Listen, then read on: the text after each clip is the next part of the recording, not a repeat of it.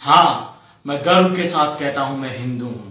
मुझे कोई इसमें संशय नहीं है कहने में। और मैंने दिन रात जय श्री राम के नारे भी लगाए थे, पर वो दिन थे जब मैं नफरत की वजह से नारे लगाता था। पर अब मैं प्रेम, एकता और सद्भावना के लिए जय श्री राम के नारे लगाता हूं।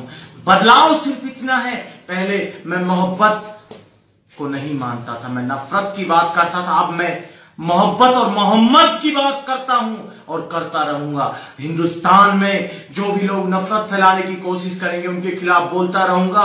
हाँ, मैं इस्लाम का सम्मान करने लगा हूं और करता रहूंगा। किसी में हिम्मत है तो रोक सके तो रोक के दिखा ले। मोहब्बत के बिना अपना गुजारा हो नहीं सकता, नबी के बिन नजारों का नजारा हो नहीं सकता।